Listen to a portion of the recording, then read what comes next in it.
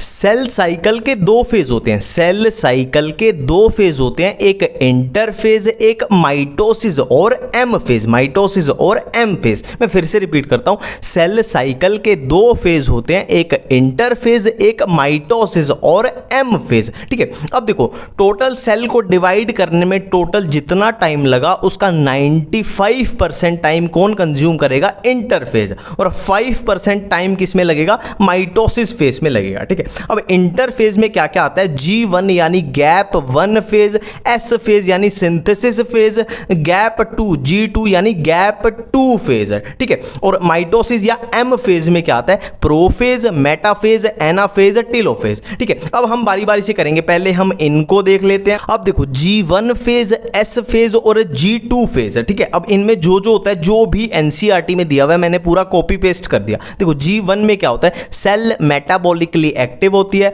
और cell continuously grow करती है। और एस फेज सिंथेसिस फेज मतलब नए डीएनए की क्या होती है? सिंथेसिस होती है, डीएनए रेप्लिकेशन इसमें होता है। और G2 फेज में क्या होता है? प्रोटीन सिंथेसिस और cell further grow, continuously grow करती है। ठीक है, अब देखो जो सेल नॉर्मली डिवाइड करेगी वो इस पैटर्न को फॉलो करेगी। G1 phase, S phase, G2 phase, फिर कहां चले जाएगी? माइटोसिस फेज में चली जाएगी। ठीक है, पर कुछ सेल जैसे एनसीईआरटी में लिखा हुआ है, कुछ सेल ऐसी होती हैं जैसे कि हार्ट सेल, वो क्या करती हैं? वो फर्दर डिवाइड नहीं करना चाहती है ना, वो बोलती है कि हमें आराम करने दो, हमें रेस्ट करने दो, हमें फर्दर डिवाइड नहीं करना। तो वो क्या करती हैं? इस G1 फेज को छोड़ के कहां चली जाती हैं? G0 फेज में चली जाती है। G1 वाले फेज से निकल के वो G0 फेज में आ जाती है ना, क्यूसेंट स्टेज में आ जाती है। अब यहां पे क्या होगा? सेल फर्दर प्रोलिफरेट यानी रैपिड मल्टीप्लिकेशन फर्दर डिवाइड नहीं करेगी। बट यहां पे एक बात ध्यान रखना, वो सेल अभी भी जिंदा है, यानी अभी भी मेटाबॉलिकली एक्टिव है, वो डेड सेल नहीं है, वो सिर्फ आराम करना चाहती है, वो मरी नहीं है, वो डेड नहीं है। ये बात याद रखनी है। अब देखो दो वर्ड आते हैं, करियोकाइनेसिस एंड साइटोकाइनेसिस। ठीक है, देखो काइनेसिस का मतलब क्या होता है? डिवीजन, और करियो का मतलब न्यूक्लियस, और साइटो का मतलब साइटोप्लाज्म। काइनेसिस का मतलब डिवीजन, करियो का मतलब न्यूक्लियस, साइटो का मतलब साइटोप्लाज्म। तो करियो मतलब न्यूक्लियस, तो न्यूक्लियस में क्या होता है? क्रोमोसोम। तो क्रोमोसोम की सेपरेशन या डिवीजन क्या हो जाएगी? करियोकाइनेसिस। और साइटोकाइनेसिस मतलब साइटोप्लाज्म की डिवीजन या सेपरेशन को हम बोल देंगे साइटोकाइनेसिस।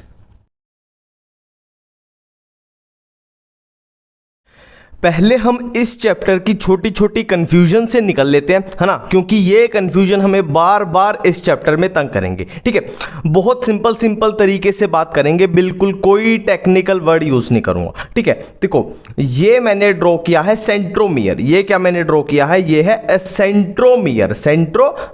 ठीक है, अब देखो सेंट्रोमियर के ऊपर दो डिस्क शेप स्ट्रक्चर होती हैं, दो डिस्क शेप स्ट्रक्चर, एक ये। ठीक है, सेंट्रोमियर के ऊपर दो डिस्क शेप स्ट्रक्चर होती हैं जिसको क्या बोलते हैं? काइनेटोकोर। जिसको क्या बोलते हैं?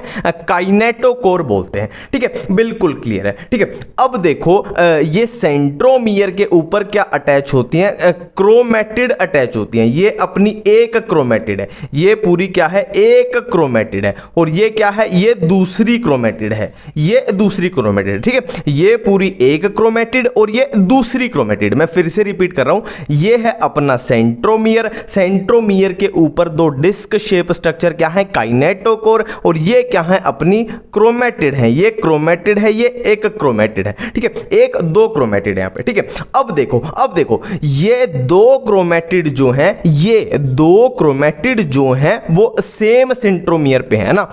दो क्रोमेटिड जब सेम सेंट्रोमियर पे लगी हों तो उनको क्या बोल देते हैं हम? Sister chromatid. उनको क्या बोल देते थे हम? सिस्टर क्रोमेटिड, है ना। और फॉर एग्जांपल यहां पे एक और ऐसे ही क्रोमोसोम प्रेजेंट होता तो ये क्या हो जाती? Non sister chromatid. ये क्या हो जाती? Non sister chromatid.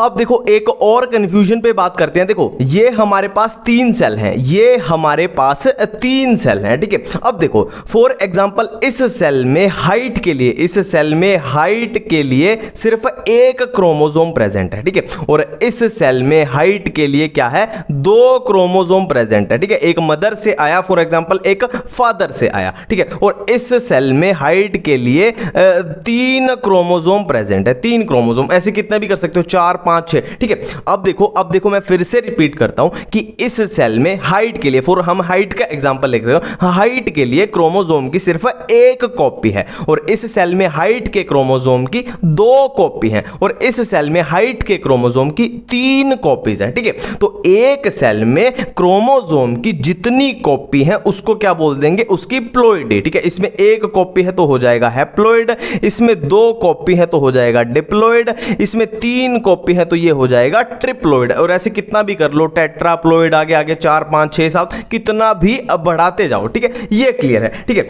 अब मैं बोल दूं इन तीनों सेल में अगर डीएनए की रेप्लिकेशन हो जाए, अगर तीनों सेल में डीएनए की रेप्लिकेशन हो जाए तो क्या होगा, देखो इसकी डीएनए की रेप्लिकेशन हो जाए तो ये क्रोमोसोम कैसा दिखने लग जाएगा, ऐसा दिखने लग जाएगा, और इसमें रेप्लिकेशन हो जाए, इसमें रेप्लिकेशन, देखो हम क्या कर रहे हैं, रेप्लिकेशन कर रहे हैं, इसमें हो जाए तो ये कैसा दिखेगा, ये कुछ ऐसा दिखेगा, है ना, डबल हो गया, सिंपल है, और ये कैसा दिखेगा, ये कुछ ऐसा दिखेगा, ये कुछ ऐसा दिखेगा, ठीक है। अब देखो अगर आपसे पूछा जाए कि ये प्लॉइडी बताओ, इसमें ये प्लॉइडी बताओ, तो देखो यहां पे आपको कंफ्यूजन होगी, देखो यहां पे एक क्रोमोसोम है और यहां भी कितने क्रोमोसोम है, यहां भी एक ही क्रोमोसोम है, ठीक है, यहां से कंफ्यूजन से बचना है, यहां एक क्रोमोसोम, यहां भी एक क्रोमोसोम है, मतलब ये भी होगा हैप्लॉइड, यहां 2 क्रोमोसोम, यहां भी 2 क्रोमोसोम है, ये होगा डिप्लॉइड, और यहां 3 तो यहां 3, ठीक है। डीएनए की रेप्लिकेशन से क्रोमोसोम की कॉपी या क्रोमोसोम का नंबर बोलो वो बिल्कुल भी नहीं बढ़ता, ठीक है, डीएनए की रेप्लिकेशन से क्रोमोसोम की कॉपी या क्रोमोसोम का नंबर नहीं बढ़ता, उससे क्या बढ़ता है, सिर्फ और सिर्फ अमाउंट ऑफ डीएनए बढ़ता है, अमाउंट ऑफ डीएनए। अब ये अमाउंट ऑफ डीएनए क्या है, देखो सिंपल है, ये बहुत कम आएगा, देखो यहां पे कितनी क्रोमेटिड है, सिंपल है, अमाउंट ऑफ डीएनए में क्या करना है, क्रोमेटिड को काउंट करना है, यहां पे कितनी क्रोमेटिड है, एक क्रोमेटिड है, तो अमाउंट ऑफ डीएनए यहां हो जाएगा सी, 1C है ना, 1C हो जाएगा, और यहां कितना है, ये है 2C है ना, 2 क्रोमेटिड, यहां पे कितनी क्रोमेटिड, 1 2 3, यहां पे कितना है अमाउंट ऑफ डीएनए 3C, और यहां अमाउंट ऑफ डीएनए इसकी रेप्लिकेशन के बाद कितना हो गया, देखो 1C, और ये कितना है 2C, यहां कितना हो गया 2C होगा, ठीक है। अब समझ रहे हो रेप्लिकेशन से क्या हुआ है, अमाउंट ऑफ डीएनए इंक्रीज हुआ है, प्लॉइडी बिल्कुल सेम रहेगी, क्रोमोसोम का नंबर नहीं इंक्रीज हुआ, और इसमें अमाउंट ऑफ डीएनए की बात करें तो इसमें कितना था 2C, और इसमें कितना, देखो 1 1 क्रोमेटिड, 2 क्रोमेटिड, 3 क्रोमेटिड, 4 क्रोमेटिड, तो इसमें हो गया 4C, और इसमें कितना है 1 2 3 4 5 6, ये कितना हो गया 6C। तो इसमें कंफ्यूजन से बचना कि प्लॉइडी और अमाउंट ऑफ डीएनए 2 अलग अलग चीजें हैं, और ये अपने बहुत काम आएंगे, ठीक है। अब देखो एक और कंफ्यूजन होती है homologous chromosomes and non homologous chromosome, इसको कैसे समझे, देखो ये हमारे पास एक सेल है, ये हमारे पास एक सेल है, और सेल के अंदर जो ये रेड वाले क्रोमोसोम है ये है हाइट के लिए, है ना, एक आया मदर से हाइट के लिए, एक आया फादर से हाइट के लिए, और ये ब्लू वाले हैं जो ये है मान लो स्किन कलर के लिए, फॉर एग्जांपल स्किन कलर के लिए, एक आया मदर से एक आया फादर से, ठीक है। अब देखो होता क्या है, देखो एक आया मदर से एक आया फादर से, अब जो रिजल्ट यानी जो बच्चा पैदा होगा, जो प्रोजेनी आएगी, उसमें क्या होगा, इन दोनों के बीच में क्रॉसिंग ओवर होगा, फॉर एग्जांपल मदर की हाइट है 5 फुट और फादर की है 6 फुट, तो इन दोनों के बीच में क्रॉसिंग ओवर हुआ तो नए बच्चे की जो हाइट आएगी, इन दोनों का मिला जुला के जो रिजल्टेंट आएगी, है ना, वो तो हम जेनेटिक्स वाले चैप्टर में करते हैं, कुछ ऐसा होता है, ठीक है। अब देखो मैं बोलना क्या चाहता हूं, देखो ये दोनों क्रोमोसोम है हाइट के लिए, ये दोनों क्रोमोसोम है हाइट के लिए, तो इन दोनों में क्या हो सकती है, क्रॉसिंग ओवर हो सकती है, क्रॉसिंग ओवर हो सकती है, ठीक है। और ये दोनों किसके लिए, स्किन कलर के लिए, तो इन दोनों में भी क्रॉसिंग ओवर होगी, और जो रिजल्ट निकलेगा, वेरिएशन आएगी, वो अपनी प्रोजेनी में अपने को दिखेगा, ठीक है। अब देखो जो 2 क्रोमोसोम है, एक मदर से एक फादर से, और दोनों में क्या हो रही है, क्रॉसिंग ओवर हो रही है, और दोनों किसके लिए थे, हाइट के लिए, तो इसको बोल देंगे हम क्या, होमोलोगस क्रोमोसोम, ठीक है। और ये दोनों क्रोमोसोम में भी क्रॉसिंग ओवर हो सकती है क्योंकि ये सेम चीज के लिए है, एक मदर से एक फादर से, तो ये भी क्या हुए, होमोलोगस क्रोमोसोम। बट अगर आपसे पूछा जाए क्या इसके बीच में और इसके बीच में इधर क्रॉसिंग ओवर हो सकती है, बिल्कुल भी नहीं हो सकती, क्योंकि ये किसके लिए था, हाइट के लिए, ये किसके लिए, स्किन कलर के लिए। तो इन दोनों का आपस में कोई लेना देना नहीं है, तो इन दोनों में क्रॉसिंग ओवर बिल्कुल नहीं हो सकती। तो ये क्रोमोसोम और ये क्रोमोसोम आपस में क्या हुए, non homologous chromosome. Non homologous chromosome के बीच क्रॉसिंग ओवर नहीं होगी। हम स्टार्ट करने जा रहे हैं माइटोसिस। ठीक है, देखो बिल्कुल सिंपल तरीके से चलेंगे, बिल्कुल सिंपल तरीके से। ठीक है, देखो ये हमारे पास एक सेल है, ये हमारे पास एक सेल है। अब हमें पता है सेल के बीच में क्या होता है, न्यूक्लियस, और न्यूक्लियस के अंदर क्या है अपना, ये है जेनेटिक मटेरियल जो ऐसे उलझा पड़ा हुआ है। ठीक है, ये सेल है, सेल के अंदर क्या है, न्यूक्लियस, और न्यूक्लियस के अंदर क्या है, जेनेटिक मटेरियल जो उलझा पड़ा हुआ है। ठीक है, और ये क्या है, खाली स्पेस न्यूक्लियस के बाहर, ये अपना होता है क्या, साइटोप्लाज्म। अब साइटोप्लाज्म के अंदर क्या होते हैं हमें पता है, सेल ऑर्गेनेलीज। सेल ऑर्गेनेलीज जैसे मान लो endoplasmic reticulum, Golgi body, ribosome, lysosome, और ये सब होता है। ठीक है, क्लियर बात है। ठीक है, अब देखो अब क्या होगा, अब क्या होगा, जब सेल डिवीजन की तरफ जा रही है तो क्या होगा, जो ये न्यूक्लियर मेम्ब्रेन है ये डिसअपीयर होनी स्टार्ट हो जाएगी, और जो ये सेल ऑर्गेनेलीज हैं ये भी डिसअपीयर होने स्टार्ट हो जाएंगे। ठीक है, अब देखो ये सेम सेल मैं इधर ड्रॉ कर रहा हूं। ठीक है, अब देखो इस सेल के अंदर क्या हुआ, ये बाहर जो न्यूक्लियर मेम्ब्रेन थी ये डिसअपीयर होनी स्टार्ट हो गई। ठीक है, और जो ये सेल ऑर्गेनेलीज थी ये भी क्या है, डिसअपीयर होनी स्टार्ट हो गई। ठीक है, बिल्कुल इतनी बात क्लियर है। ठीक है, और क्या होता है, सबसे इंपॉर्टेंट स्टेप, जो ये बीच में जेनेटिक मटेरियल है ये कंडेंस होना शुरू हो गया, और कंडेंस होके ये किस फॉर्म में आने लग गया, ये किस फॉर्म में आने लग गया, ये क्रोमोसोम की फॉर्म में आने लग गया, ये क्रोमोसोम की फॉर्म में आने लग गया। ठीक है, ये कुछ ऐसा बन जाएगा, ये क्रोमोसोम की फॉर्म में आ जाएगा। ठीक है, ये कुछ, ये जो जेनेटिक मटेरियल है ये कंडेंस होके क्या बना देगा, ये क्रोमोसोम बना देगा, ये क्रोमोसोम बना देगा। ठीक है, अब देखो हमने बात की थी, बिल्कुल हम कंफ्यूजन क्लियर कर चुके हैं कि अगर यहां पे हमें प्लॉइडी लिखनी हो, प्लॉइडी मतलब क्रोमोसोम की कितनी कॉपी है, तो कैसे लिखेंगे, देखो इस सेल में इस क्रोमोसोम की कितनी कॉपी है, 2 कॉपीज हैं, 1 और 2, 1 और 2, तो मतलब क्या हो जाएगी, ये सेल डिप्लॉयड हो जाएगी, ये सेल हो जाएगी डिप्लॉयड। और अमाउंट ऑफ डीएनए की बात करें तो मैंने कैसे बताया था, सिंपली क्या करना है, क्रोमैटिड्स को काउंट करना है। देखो ये एक क्रोमैटिड, ये दूसरी क्रोमैटिड, ये तीसरी क्रोमैटिड, ये चौथी, है ना, कितनी क्रोमैटिड है, 4 क्रोमैटिड है। तो अमाउंट ऑफ डीएनए कितना हो जाएगा, ये हो जाएगा अपना 4C। बिल्कुल इतनी बातें क्लियर है। ठीक है, और इस स्टेज को क्या बोलते हैं, इस स्टेज को हम बोलते हैं प्रोफेज।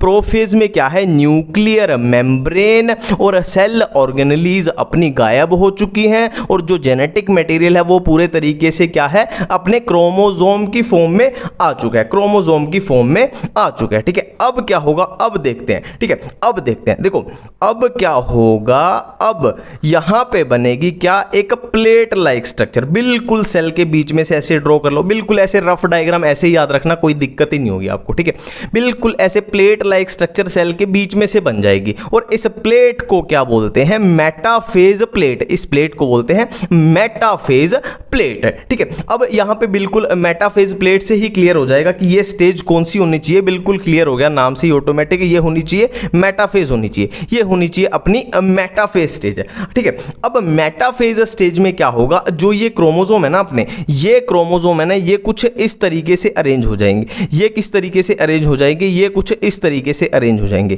कि ये ऐसे अरेंज हो जाएंगे, ये एक क्रोमोसोम और ये मैं दूसरा ड्रॉ कर रहा हूं, ये है अपना दूसरा क्रोमोसोम, ये कुछ मेटाफेज प्लेट पे इस तरीके से अरेंज हो गए। ठीक है, और यहां पे क्या बन जाते हैं, देखो यहां पे क्या बन जाते हैं, अपने स्पिंडल बन जाते हैं, यहां पे क्या बन जाते हैं, अपने स्पिंडल बन जाते हैं, अपने स्पिंडल बन जाते हैं। बिल्कुल क्लियर है। ठीक है, अब एनसीईआरटी में एक साफ साफ लिखा हुआ है कि अगर क्रोमोसोम की बेस्ट स्टडी करनी हो कि क्रोमोसोम कैसे दिखते हैं तो कहां पे होगी, मेटाफेज में होगी, है ना, मेटाफेज में। यहां पे कंडेंस तो हो गए थे पर यहां पे बहुत अच्छे दिखते हैं। ठीक है, बिल्कुल क्लियर है। ठीक है, बिल्कुल इतनी बातें क्लियर है। देखो अब क्या होगा, यहां स्पिंडल से क्या निकलेंगे, स्पिंडल फाइबर निकलेंगे, स्पिंडल फाइबर निकलेंगे, और वहां कहां अटैच अटैच होंगे काइनेटोकोर पे। हमने बात की थी कि सेंट्रोमियर होता है और सेंट्रोमियर पे डिस्क शेप स्ट्रक्चर होती है काइनेटोकोर, तो ये काइनेटोकोर पे यहां अटैच हो जाएंगे, ये काइनेटोकोर पे ऐसे अटैच हो गए, ये काइनेटोकोर पे, ठीक है, बिल्कुल क्लियर है। अब देखो क्या होगा, मेटाफेज प्लेट अपना क्या है, यहां सेंटर है। अब क्या होगा, ये वाले इस पार्ट को ऊपर की तरफ खींचेंगे और ये वाले इस पार्ट को नीचे की तरफ खींचेंगे, है ना, ये ऊपर की तरफ खींचेंगे, ये नीचे की तरफ खींचेंगे। तो ये इधर खींच रहे हैं, ये उधर खींच रहे हैं, तो इससे क्या होगा, इनकी सेंट्रोमियर जो है वो स्प्लिट हो जाएगी, है ना, ये सेंट्रोमियर है बीच में से टूट जाएगी, स्प्लिट हो जाएगी। तो ये आधा पार्ट उधर चला जाएगा, आधा इधर चला जाएगा, इसका भी ऐसे आधा इधर चला गया, आधा इधर चला जाएगा, ठीक है। अब अगली स्टेज में देखते हैं क्या होगा, अगली स्टेज में देखते हैं क्या होगा, ठीक है। हम डिवीजन ही देख चुके हैं, ठीक है। अब देखो ये मान लो मैं फॉर एग्जांपल ये एक रफ लाइन ड्रॉ कर लेता हूं जो मेटाफेज प्लेट को यहां पे शो कर रही है, हमें थोड़ा आइडिया लग जाएगा, ठीक है। अब ये स्पिंडल फाइबर थे, ये थे अपने स्पिंडल फाइबर जो क्या करेंगे, इस क्रोमोसोम के ऐसे खींच रहे हैं, इस क्रोमोसोम को ऐसे खींचेंगे, ठीक है। ये अब सेंट्रोमियर अपनी क्या है, सेंट्रोमियर अपनी जो है वो स्प्लिट हो चुके हैं, सेंट्रोमियर अपनी स्प्लिट हो चुके हैं। मैं आपको दिखा देता हूं ये कैसा कुछ दिखेगा, ठीक है। देखो ये कहां पे अटैच थी, ये यहां पे अटैच थी स्पिंडल फाइबर, ठीक है, ये यहां पे अटैच थी, कहां पे, काइनेटोकोर पे, काइनेटोकोर पे, ठीक है। और इसकी सेंट्रोमियर जो है बीच में से टूट चुकी है, देखो ये टूट चुकी है, ये इधर चला गया, ये इधर, ये देखो ये इधर चला गया, ये इधर, ये देखो, ठीक है। तो ये कुछ इस तरीके का दिखेगा, कुछ इस तरीके का दिखाएगा। जो इसके क्रोमोसोम के आर्म है वो पीछे की साइड होंगे, है ना, सिंपल सी बात है, बीच वाले पार्ट को खींच रहा है और ये आर्म जैसे हवा में पीछे की साइड उड़ रहे हैं, ठीक है। ये कुछ इस तरीके का दिखेगा, ठीक है। तो ये जो स्टेज है जहां पे ये एक दूसरे से दूर जा रहे हैं, जहां पे एक दूसरे से दूर जा रहे हैं, वो होगा एनाफेज, एनाफेज। और इसको कैसे याद करें, सिंपल सी बात है, A for away, away, A for away मतलब एक दूसरे से अवे जा रहे हैं, दूर जा रहे हैं, ये होगा एनाफेज, ये होगा एनाफेज, ठीक है। देखो अमाउंट ऑफ डीएनए और प्लॉइडी की बात करें तो यहां पे क्रोमोसोम की कितनी कॉपी है, सेल में कितनी कॉपी है, 2 कॉपी है डिप्लॉइड। और अमाउंट ऑफ डीएनए बिल्कुल सेम है, 1 chromatid, 2 chromatid, 3 chromatid, 4 chromatid, 4C, ठीक है। और एनाफेज में बात करें तो क्रोमोसोम की कितनी कॉपी है। अब देखो यहां पे ध्यान देना, बहुत इंपॉर्टेंट क्वेश्चन है। एनाफेज में क्या है, क्रोमोसोम की कितनी कॉपी है, 1 2 3 4, ठीक है। ध्यान दो इस बात पे, एनाफेज में क्या है, क्रोमोसोम की कितनी कॉपी दिखाई दे रही है, एक सेल में 1 2 3 4, मतलब यहां कैसी स्ट्रक्चर दिखती है अपने को, 4N, इस पे 5 स्टार लगा लेना कि एनाफेज में टेट्राप्लॉइड स्ट्रक्चर दिखने को मिलती है, टेट्राप्लॉइड, बिल्कुल क्लियर है, ठीक है। और अमाउंट ऑफ डीएनए तो बिल्कुल सेम है, 1 chromatid, 2 chromatid, 3 chromatid, 4 chromatid, 4C, ठीक है, बिल्कुल क्लियर है। अब नेक्स्ट चलते हैं, नेक्स्ट क्या होगा, नेक्स्ट आएगी अपनी टीलोफेज, नेक्स्ट आएगी अपनी टीलोफेज। टीलोफेज में सिंपल है, जो यहां पे हमने किया था ना कि ये न्यूक्लियर मेम्ब्रेन क्या है, डिसअपीयर हो जाएगी, सेल ऑर्गेनेलीज डिसअपीयर हो जाएंगे, बिल्कुल इसका रिवर्स कर दो कि न्यूक्लियर मेम्ब्रेन जो है वो बननी स्टार्ट हो जाएगी और सेल ऑर्गेनेलीज भी बनने स्टार्ट हो जाएंगे, ठीक है। अब देखो ये जो क्रोमोसोम है अपने वो यहां पे पहुंच चुके हैं, ये यहां पे पहुंच गया, ये यहां पे पहुंच गया, और ये भी ये यहां पे और ये यहां पे पहुंच गया, है ना, ये 2 यहां पे पहुंच गए, ये 2 यहां पे पहुंच गए। अब क्या होगा, मैंने क्या बोला, जो यहां पे हुआ था उसको रिवर्स कर दो कि न्यूक्लियर मेम्ब्रेन जो है वो बननी स्टार्ट हो जाएगी। और न्यूक्लियर मेम्ब्रेन किसके अराउंड बनेगी, ये क्रोमोसोम जेनेटिक मटेरियल के अराउंड बनेगी, न्यूक्लियर मेम्ब्रेन इसके अराउंड भी बननी स्टार्ट हो जाएगी। और क्या होगा, सेल ऑर्गेनेलीज भी बननी स्टार्ट हो जाएंगी, सेल ऑर्गेनेलीज भी बननी स्टार्ट हो जाएंगी, जैसे एंडोप्लाज्मिक रेटिकुलम, राइबोसोम, सब कुछ बनना स्टार्ट हो जाएगा, ठीक है। और इसके बाद ये अपनी स्टेज क्या है, टीलोफेज है। और इसके बाद क्या होगा, ये सेल बीच में से ऐसे डिवाइड कर जाएगी, बीच में से ऐसे डिवाइड कर जाएगी, है ना। सेल ऑर्गेनेलीज मान लो 10 बनी तो 5 इसके पास चली गई, 5 इसके पास चली गई, और ये तो न्यूक्लियर मेम्ब्रेन तो दोनों में बन चुकी है, तो डिवाइड कर जाएगी। तो रिजल्ट में हमें क्या मिलेगा, हमें मिलेंगी 2 सेल, हमें मिलेंगी 2 सेल, ठीक है। ये बीच में से डिवाइड कर दी और 2 सेल कुछ कैसी नजर आ रही है, 2 सेल कुछ कैसी नजर आ रही है, बिल्कुल ऐसी, देखो बिल्कुल कुछ नहीं है, कॉपी पेस्ट ही करना है, ये ऐसी नजर आ रही है, और ये भी कैसी है, ये ऐसी है, ये ऐसी है ना, बिल्कुल सेम है, ठीक है। और बाहर क्या है, ये सेल ऑर्गेनेलीज अपनी बन चुके हैं, ये अपनी सेल ऑर्गेनेलीज बन चुके हैं। अब यहाँ पे amount of DNA and ploidy की बात करें तो क्या होगा, देखो प्लॉइडी की बात करें तो क्या है, ये क्या है 1, ये क्या है 2, मतलब इस सेल में कितनी है, क्रोमोसोम की 2 कॉपी है, तो क्या होगा 2n होगा डिप्लॉयड, और ये भी बिल्कुल सेम है, इसकी आइडेंटिकल है, ये भी 2n होगी, बिल्कुल क्लियर है। और अमाउंट ऑफ डीएनए की बात करें तो क्या है, एक क्रोमेटिड, दो क्रोमेटिड, 2c, ठीक है, और इसमें बिल्कुल होगा 2c, ठीक है। अब देखो इंपॉर्टेंट क्वेश्चन क्या बना कि हम इस सेल से चले थे और इन दो सेल्स पे पहुंच चुके, ठीक है। तो क्या है, माइटोसिस में जो प्लॉइडी है वो बिल्कुल सेम है कि डिप्लॉयड से चले तो डिप्लॉयड पे ही आप पहुंचोगे माइटोसिस के रिजल्ट से। बट यहां पे इंपॉर्टेंट पॉइंट क्या है कि जो अमाउंट ऑफ क्रोमोसोम है, अमाउंट ऑफ डीएनए है, वो हाफ हो चुका है। 4c 4 क्रोमेटिड थी, अब क्या है, एक सेल में सिर्फ 2 ही क्रोमेटिड बची है, अमाउंट ऑफ डीएनए क्या है, अपना हाफ हो चुका है। तो ये माइटोसिस बिल्कुल सिंपल सा है, बिल्कुल क्लियर है। अब देखो सिग्निफिकेंस ऑफ माइटोसिस क्या होता है, मतलब ऐसी क्या जरूरत पड़ी कि माइटोसिस को हमें कराना पड़ा। तो फर्स्ट पॉइंट है रीस्टोर न्यूक्लियोसाइटोप्लाज्मिक रेशियो। देखो न्यूक्लियस और साइटोप्लाज्म का रेशियो जब बिगड़ने लग जाए तो उस रेशियो को ठीक करने के लिए क्या होती है, माइटोसिस होती है। सेल डिवाइड होगी तो अच्छे तरीके से चीजें बैलेंस हो जाएंगी, ठीक है। नेक्स्ट है सेल रिपेयर। देखो फॉर एग्जाम्पल किसी का एक्सीडेंट हो गया है ना, किसी का एक्सीडेंट हो गया तो क्या होगा, उसका जहां भी चोट लगेगी उसको, इंसान को, तो क्या होगा, उसकी सेल की डेथ होगी, है ना। किसी का एक्सीडेंट होता है, उसको चोट लगेगी, जहां पे चोट लगी तो वहां पे क्या होगा, सेल की डेथ होगी। अब उन सेल को रिप्लेस भी तो करना है, रिपेयर भी तो करना है, मतलब नई सेल भी तो आएंगी, है ना। तो आपने देखा होगा 3-4 महीने बाद एक्सीडेंट के दोबारा से पूरा ठीक हो जाता है। तो सेल रिपेयर किसकी वजह से, माइटोसिस की वजह से, नई सेल डिवाइड कर करके नई सेल आएंगी, ठीक है। नेक्स्ट है डिवीजन इन मेरिस्टेमेटिक टिश्यू। देखो फॉर एग्जांपल प्लांट है, अब प्लांट की हाइट बढ़ती जा रही है, कुछ सालों में प्लांट बहुत लंबा हो जाता है और बहुत उसकी विड्थ, उसकी मोटाई भी बहुत ज्यादा हो जाती है। तो किसकी वजह से, माइटोसिस की वजह से। देखो सिंपल सा फंडा है, जब तक रिप्रोडक्शन, गैमीट्स, ऐसी चीजों की बात ना की जाए तब तक क्या होता है, माइटोसिस ही होती है ना। रिप्रोडक्शन, गैमीट्स, जेनेटिक वेरिएशन, ये सब किस में होता है, अपने मियोसिस में होता है।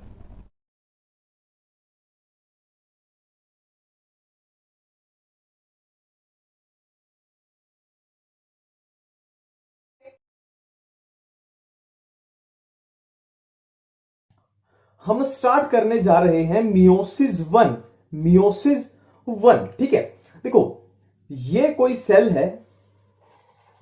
सेल है और सेल के बीच में क्या है, ये न्यूक्लियस, और न्यूक्लियस के बाहर क्या है, सेल ऑर्गेनेलीज है, जैसे ribosome, endoplasmic reticulum, mitochondria etc, ठीक है। और न्यूक्लियस के अंदर क्या होता है, न्यूक्लियस के अंदर जेनेटिक मटेरियल ऐसे उलझा पड़ा हुआ है,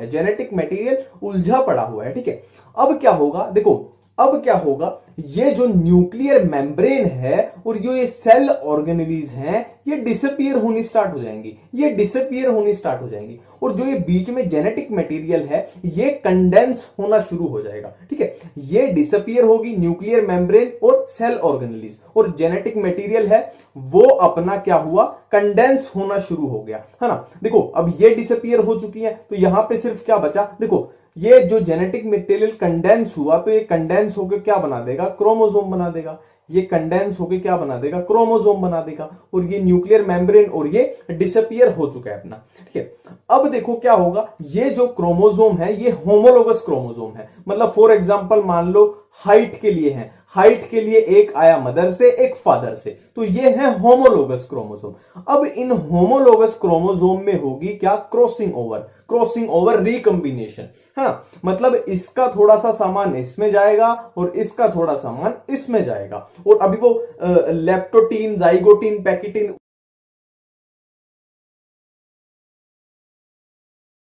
ठीक है।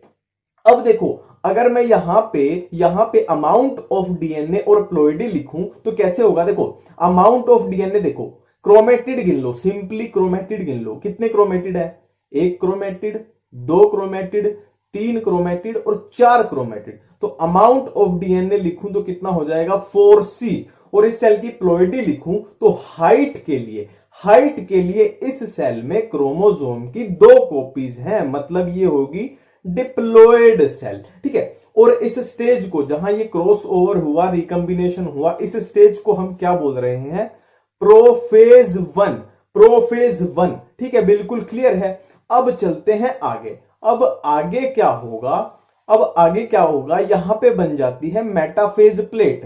यहां पे बन जाती है मेटाफेज प्लेट। मेटाफेज प्लेट, तो मेटाफेज प्लेट बन गई तो आंख बंद करके क्या हो गई, स्टेज कौन सी हो जाएगी, मेटाफेज 1। मेटाफेज मेटाफेज ये मैच हो जाता है। और जो ये क्रोमोसोम है ये इसके अलोंग ऐसे अरेंज हो जाएंगे। ये है अपना पहला क्रोमोसोम और ये है अपना दूसरा क्रोमोसोम, ठीक है। और इसका थोड़ा सा सामान इसमें आ चुका है और इसका थोड़ा सामान इसमें आ चुका है, ये क्रॉसिंग ओवर को शो कर रहा है, ठीक है। अब amount of DNA and ploidy को अगर लिखें तो इसमें सिंपली क्रोमैटिड को गिन लो। क्रोमैटिड कितने हैं, वही 1 2 3 और 4, मतलब अमाउंट ऑफ डीएनए है 4C। और प्लॉइडी लिखें तो इस सेल में होमोलोगस क्रोमोसोम की 2 कॉपीज हैं, तो ये हो गया 2n डिप्लॉइड सेल है, ठीक है। अब नेक्स्ट क्या होगा, नेक्स्ट देखो क्या होगा, यहां से बनेंगे स्पिंडल फाइबर और इसके सेंट्रोमियर पे अटैच हो जाएंगे और इसको ऊपर की तरफ खींचेंगे। और इधर भी बनेंगे बिल्कुल सेम फाइबर बनेंगे और इसको नीचे की तरफ खींचेंगे। तो ये क्रोमोसोम ऊपर की तरफ खिसकेगा और ये नीचे की तरफ खिसकेगा। तो ये सेल कुछ कैसी दिखाई पड़ेगी, ये सेल कुछ ऐसी दिखाई पड़ेगी कि ये क्रोमोसोम ऊपर की तरफ जा रहा है और ये वाला क्रोमोसोम ये नीचे की तरफ जा रहा है, ठीक है। ये इनसे ऐसे फाइबर अटैच हैं और इधर ये इमेजिनरी लाइन ड्रॉ कर लो, है ना, ठीक है। और इस स्टेज को हम क्या बोल रहे हैं, जब क्रोमोसोम एक दूसरे से दूर जा रहे हैं, इस स्टेज को हम बोल रहे हैं एनाफेज 1। इनकी ट्रिक बताऊंगा मैं, मेटाफेज एनाफेज इनको कैसे पहचाने सिंपल तरीके से। और इसमें amount of DNA and ploidy गिने तो बिल्कुल सेम है, 1 2 3 4 4C। और प्लॉइडी क्या है, बिल्कुल सेम डिप्लॉइड, 2 क्रोमोसोम है, 2 होमोलोगस क्रोमोसोम है, ठीक है। क्लियर है इतनी बात। अब क्या होगा, इसके अराउंड न्यूक्लियर मेम्ब्रेन बननी स्टार्ट हो जाएगी। नेक्स्ट स्टेज में क्या होगा, देखो ये क्रोमोसोम अब इधर पहुंच चुका है और ये क्रोमोसोम इस एंड पे पहुंच चुका है। अब क्या होगा, इसके अराउंड न्यूक्लियर मेम्ब्रेन बननी स्टार्ट हो जाएगी, इसके अराउंड भी बिल्कुल सेम होगा। और यहां पे क्या होगा, सेल ऑर्गेनेलीज बननी स्टार्ट हो जाएंगी। इस स्टेज को हम बोलेंगे क्या, टिलोफेज 1। अभी तक कंप्लीटली सेल डिवाइड नहीं हुई है तो बिल्कुल सेम आ जाएगा 4C2N। अब नेक्स्ट स्टेप क्या है, ये जो सेल है ये बीच में से डिवाइड हो जाती है, बीच में से 2 पार्ट में डिवाइड होगी। तो डिवाइड हो गई तो हमारे पास यहां 2 सेल बन जाएंगी, कौन सी, एक ये वाली एक ये वाली। इसके पास एक क्रोमोसोम है और इसके पास भी एक क्रोमोसोम है, क्लियर है, ठीक है। और बाहर ये न्यूक्लियर मेम्ब्रेन ऐसे बन चुकी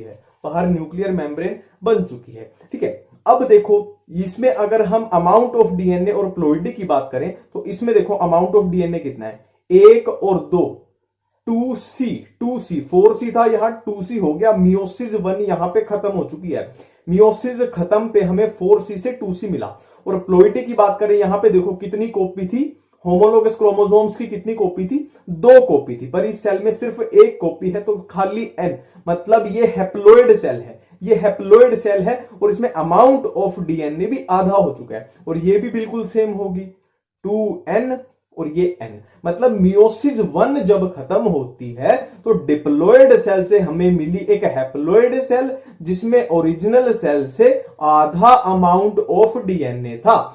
अब हम क्या करेंगे, इस एक सेल को यहां से उठा लेंगे और उसको क्या करेंगे, मियोसिस 2 में भेज के देख लेंगे। वैसे तो दोनों का ही होगा पर अपने को एक सेल से ही पता लग जाएगा। अब मियोसिस 2 में क्या क्या होता है वो आगे देखते हैं। अब बात करते हैं मियोसिस 2 के बारे में। देखो मियोसिस 2 बिल्कुल माइटोसिस जैसे है, ऐसे कॉपी पेस्ट है पूरी, ठीक है। देखो हमें क्या मिला था, मियोसिस 1 जब खत्म हुई तो अपने को क्या मिला था, अपने को मिला था ये और इसके बाहर क्या थी, न्यूक्लियर मेम्ब्रेन, ठीक है, न्यूक्लियर मेम्ब्रेन। अब क्या होगा, बिल्कुल ये सेल ऑर्गेनेलीज इधर थी, बिल्कुल सेम टू सेम करना है कि न्यूक्लियर मेम्ब्रेन और सेल ऑर्गेनेलीज क्या होंगी, डिसअपियर होनी स्टार्ट हो जाएंगी। और ये कुछ कैसा दिखेगा, ऐसा दिखेगा। तो जिस स्टेज में न्यूक्लियर मेम्ब्रेन डिसअपियर होके जो बनती है उसको क्या बोलते हैं, प्रोफेज। और ये 2 हो रही है तो मियोसिस 2 है तो प्रोफेज 2। इनकी ट्रिक मैं बताऊंगा, प्रोफेज मेटाफेज इनकी, ठीक है। अब नेक्स्ट क्या होगा, नेक्स्ट वही बिल्कुल सेम जो माइटोसिस में करते हैं कि यहां पे मेटाफेज प्लेट बना दो और क्या करो, इसको मेटाफेज प्लेट के अलोंग अरेंज कर दो। बिल्कुल माइटोसिस चलती है, ये मेटाफेज प्लेट के अरेंज, ठीक है, ये है मेटाफेज प्लेट और जहां पे मेटाफेज प्लेट है वो स्टेज हो जाएगी मेटाफेज 2। मेटाफेज 2 अब क्या होगा, यहां बनेंगे फाइबर और ये इसके सेंट्रोमियर पे अटैच हो जाएंगे, ये इसके सेंट्रोमियर पे अटैच हो जाएंगे, ठीक है। ये वाले इसको ऊपर खींचेंगे, ये वाले इसको नीचे खींचेंगे, मतलब जो यहां से सेंट्रोमियर है वो स्प्लिट हो जाएगी, बीच में से टूट जाएगी और ये वाला जो क्रोमेटिड है ऊपर जाएगा, ये वाला क्रोमेटिड नीचे की तरफ जाएगा। तो ये सेल कुछ किस तरीके से दिखेगी, देखो ये वाला है जो ये ऊपर की तरफ जा रहा है और ये वाला है ये नीचे की तरफ जा रहा है, ठीक है। और ये इसके हम फाइबर ड्रॉ कर देते हैं, ये फाइबर इनको खींच रहे हैं, ये इसको ऐसे खींच रहा है और ये इसको ऐसे खींच रहा है, ठीक है। और यहां पे इमेजिनरी एक लाइन ड्रॉ कर लेते हैं। तो इस स्टेज को जब क्रोमेटिड एक दूसरे से दूर जा रही हैं, इस स्टेज को क्या बोलते हैं, एनाफेज 2, एनाफेज 2, ठीक है। अब क्या होगा, अब क्या होगा, ये अपने अपने एंड पे पहुंच जाएंगे, ये जो क्रोमेटिड है ये इस एंड पे पहुंच गई और ये इस एंड पे पहुंच गई, है ना, ठीक है। अब इनके अराउंड न्यूक्लियर मेम्ब्रेन बननी स्टार्ट हो जाएगी, न्यूक्लियर मेम्ब्रेन बननी स्टार्ट हो जाएगी और यहां पे सेल ऑर्गेनेलीज बननी स्टार्ट हो जाएंगी और इस फेज को बोला है हमने टीलोफेज 2, टीलोफेज 2। अब टीलोफेज के बाद क्या होगा, वही सेम माइटोसिस, यहां से ये सेल डिवाइड हो जाएगी, तो एक सेल बनेगी ये, एक ये, तो दो सेल बन जाएंगी। ये हमारे पास दो सेल बन के तैयार हैं, जिसमें हमें क्या मिला, जिसमें हमें क्या मिला, इसके बाहर ये न्यूक्लियर मेम्ब्रेन बन गई, न्यूक्लियर मेम्ब्रेन बन गई, ठीक है, ये मिला हमें। अब देखो अमाउंट ऑफ डीएनए की अगर बात कर ले, यहां पे क्या था, यहां पे क्या था, दो क्रोमेटिड है तो 2C और प्लोइडी, इस सेल में क्रोमोसोम की एक कॉपी है, मतलब ये हैप्लोइड है। यहां पे बात करें तो देखो दो क्रोमेटिड मतलब 2C और क्रोमोसोम की एक कॉपी मतलब हैप्लोइड। यहां पे बात करें तो बिल्कुल सेम हो जाएगा 2C और हैप्लोइड। यहां पे बात करें तो ये देखो 2C और यहां पे अब ध्यान रखना इस सेल में ये डिप्लॉयड है, एनाफेज में ये डिप्लॉयड है, यहां पे 5 स्टार लगा लेना, यहां पे डिप्लॉयड शो होता है। इसको कंप्लीटली डिप्लॉयड नहीं बोल सकते, डिप्लॉयड है पर ये शो डिप्लॉयड की तरह हो रहा है ना। 2C क्रोमेटिड कितने यहां पे 2C टीलोफेज में, और अगर बोलना चाहो तो डिप्लॉयड बोल सकते हो पर इसको कंप्लीट ऐसा होता नहीं है, क्लियर। और इधर बात करें, अगर ये दो सेल की बात करें, ये अपने को रिजल्ट मिला है तो क्या है, ये 1C और इस सेल में क्रोमोसोम की कितनी कॉपी, ये एक कॉपी, एक क्रोमोसोम है ना रेड कलर में जो दिख रहा है, तो ये हैप्लोइड और ये भी क्या हो जाएगी 1C और हैप्लोइड। क्लियर है ये बात, क्लियर है ये बात। तो हमें मियोसिस 2 के रिजल्ट में क्या मिला, दो सेल मिली जिसमें क्या है क्रोमोसोम 1C और हैप्लोइड सेल है, दो हैप्लोइड सेल मिली, ये बिल्कुल क्लियर है। अब इनकी ट्रिक बताता हूं, देखो प्रोफेज को हमेशा कैसे पहचानो, प्रोफेज को पहचानो न्यूक्लियर मेम्ब्रेन और सेल ऑर्गेनेलीज जब डिसअपियर होके बनेंगी और ये जो जेनेटिक मटेरियल है कंडेंस होगा, ये वो स्टेज होती है प्रोफेज, ठीक है। और मेटाफेज स्टेज को कैसे पहचानो, जहां पे मेटाफेज प्लेट बनेगी वो हो जाएगी मेटाफेज, सिंपल है। और एनाफेज को कैसे पहचानो, हमेशा कि जब भी क्रोमेटिड या क्रोमोसोम एक दूसरे से दूर जा रहे हैं वो होगी एनाफेज। इसको ऐसे याद रखना, A for anaphase, A for America. अब अमेरिका क्या है, बहुत दूर है, तो दूर से याद आ जाएगा दूर जा रहे हैं। और टीलोफेज को कैसे याद रखो, टी फॉर टीलोफेज, मैं ऐसे याद रखता हूं, T for telophase, T for tiles. Tiles मतलब जब ये क्रोमेटिड या क्रोमोसोम के अराउंड टाइल्स यानी न्यूक्लियर मेम्ब्रेन दोबारा बननी स्टार्ट हो जाए, इनके अराउंड टाइल्स लगनी स्टार्ट हो जाए, उसको बोल रहे हैं टीलोफेज। तो इसको ऐसे थोड़ा किया जा सकता है, ठीक है। देखो मैं जो जो बोलूंगा उसको क्लियरली सुनते चलना, एक एक वर्ड को, आपकी सारी कंफ्यूजन दूर हो जाएंगी, ठीक है। सबसे पहले इस फ्लो को कैसे याद करें, देखो आपको कुछ नहीं करना, आपको सिंपली पानी मांगना है, आपको पानी मांगना है कि ला जरा पानी दे दे, ला जरा पानी दे दे, ठीक है, क्लियर है, इतनी सी सिंपल सी बात है। अब देखते हैं कि इसमें क्या होता है, इसमें क्या होता है, इसमें क्या होता है, इसमें क्या होता है, इसमें क्या होता है। अब इसमें का मतलब है leptotene, zygotene, pachytene, diplotene, diakinesis, clear है। अब देखो सबसे पहले है लेप्टोटीन। देखो जेनेटिक मटेरियल यहां पे ऐसे उलझा पड़ा हुआ है, बिल्कुल उलझा पड़ा हुआ है, ना कोई शेप है ना कोई स्ट्रक्चर है, ठीक है। अब उस उलझे हुए क्रोमोसोम से अगर कॉम्पैक्ट होके ये क्रोमोसोम बन जाए जो इतने अच्छे दिखेंगे, उस चीज को हम बोल रहे हैं क्या, लेप्टोटीन बोल रहे हैं, ठीक है। उलझे हुए जेनेटिक मटेरियल कॉम्पैक्ट होके क्रोमोसोम की फॉर्मेशन कर देगा, उसको हमने बोला लेप्टोटीन। बिल्कुल क्लियर है। अब देखो मान लो ये दोनों क्रोमोसोम है हाइट के लिए, ठीक है। मान लो ये दोनों क्रोमोसोम आपकी हाइट के लिए हैं और ये आया फादर से और ये आया मदर से, ठीक है। अब एक क्रोमोसोम फादर से, एक क्रोमोसोम मदर से, और दोनों किसके लिए हैं, हाइट के लिए। अब ये दोनों आपस में हाथ मिलाएंगे और हाथ मिलाने से जो रिजल्ट आएगा वो प्रोजेनी में हमेशा होगा कि जो बच्चा होगा उसकी हाइट कैसी होगी, ऐसा कुछ कंसेप्ट होता है, ठीक है। तो अब क्या है, ये दोनों आपस में हाथ मिलाना शुरू करेंगे। अब देखो दोनों क्रोमोसोम हैं हाइट के लिए, एक फादर से एक मदर से, इसीलिए इनको हम बोलते हैं होमोलोगस क्रोमोसोम्स, ठीक है। होमोलोगस क्रोमोसोम के बीच ही हाथ मिला सकते हैं, है ना। होमोलोगस क्रोमोसोम ही आपस में हाथ मिला सकते हैं, नॉन होमोलोगस ऐसे हाथ नहीं मिला सकते, ठीक है। तो अब इन्होंने देखो आपस में हाथ मिलाया, है ना, इन्होंने हाथ मिलाया। अब हाथ मिलाने को यानी इन दोनों के बीच क्या बना, साइनेप्स बना। तो यहां पे एक वर्ड आता है साइनेप्सिस, ठीक है। साइनेप्सिस जो कहां पे आएगा, जाइगोटीन में। जाइगोटीन में इन्होंने हाथ मिलाया जिसको बोला साइनेप्सिस। अब जाइगोटीन में ही एक वर्ड आता है टेट्राड। टेट्राड, अब इसको हम हाथ मिलाने को टेट्राड भी बोल रहे हैं। क्यों बोल रहे हैं, क्योंकि यहां पे 4 क्रोमैटिड हैं, 1 2 3 4, इसीलिए हम इसको बोल रहे हैं टेट्राड। अब एक दूसरा वर्ड आता है बायवेलेंट, इसको हम बायवेलेंट भी बोल रहे हैं। क्यों बोल रहे हैं, बाय मतलब दो, है ना, दो। तो यहां पे 2 क्रोमोसोम है इसलिए इसको हम बोल रहे हैं बायवेलेंट, ठीक है। एक एक वर्ड क्लियर होगा। देखो साइनेप्सिस क्या है, साइनेप्सिस तो सीधा सीधा क्या है, इनका हाथ मिलाना है, क्लियर बात है। हाँ, टेट्राड क्या है, यहां पे 4 क्या है, क्रोमैटिड है, इसलिए इसको बोल रहे हैं टेट्राड। और बायवेलेंट क्यों बोल रहे हैं, क्योंकि यहां पे 2 क्रोमोसोम है इसलिए इसको बोल रहे हैं बायवेलेंट। क्लियर बात है, क्लियर बात है, बिल्कुल क्लियर है, ठीक है।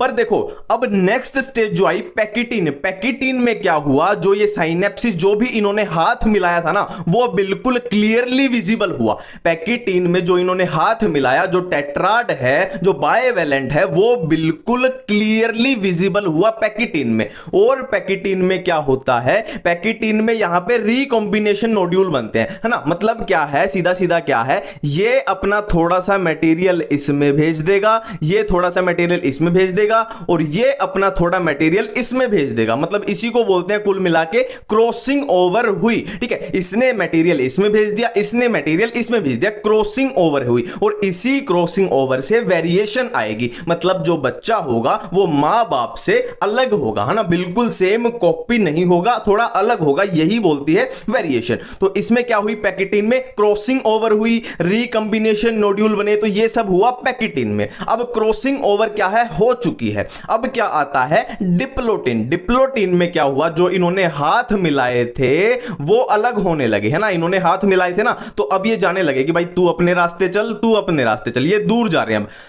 पर क्या है, जहां पे अब दूर तो जा रहे हैं, पर जहां इन्होंने हाथ मिलाए थे, मतलब जहां क्रॉसिंग ओवर हुई थी, वहां से इनका साथ, इनका बंधन जो है वो टूट नहीं पा रहा है। जहां से क्रॉसिंग ओवर हुई वहां पे इनका साथ, इनका बंधन टूट नहीं पा रहा है, मतलब एक स्ट्रॉन्ग बॉन्ड सा बन गया। एक एक्स शेप की स्ट्रक्चर देती है, और वो एक्स शेप की स्ट्रक्चर को क्या बोलते हैं, कियाजमाटा, ठीक है, उसको बोलते हैं कियाजमाटा। मतलब कियाजमाटा एक्स शेप की स्ट्रक्चर है, जहां से ये बेचारे एक दूसरे से दूर नहीं जा पा रहे। तो लास्ट डायकाइनेसिस में क्या होगा, जो कियाजमाटा है, जहां से इनका आखिरी कनेक्शन है, वो भी इनका मिट जाएगा और ये एक दूसरे से दूर चले जाएंगे। और एक दूसरे से दूर जाएंगे तो क्या होगा, क्रॉसिंग ओवर हुई है, मतलब इसका इफेक्ट, ब्लैक वाले का इफेक्ट रेड वाले में आ गया और रेड वाले का इफेक्ट इसमें आ गया। ये किससे हुआ, क्रॉसिंग ओवर की वजह से। तो ये है कुछ इस तरीके से सिग्निफिकेंस ऑफ मियोसिस, ठीक है। सिग्निफिकेंस ऑफ मियोसिस क्या है, जेनेटिक वेरिएशन। आई थिंक ये तो सबको ही पता है कि मियोसिस में क्या होता है, क्रॉसिंग ओवर होता है क्रोमोसोम्स के बीच। तो क्रॉसिंग ओवर्स की वजह से क्या होता है, नई नई वेरिएशन आती है।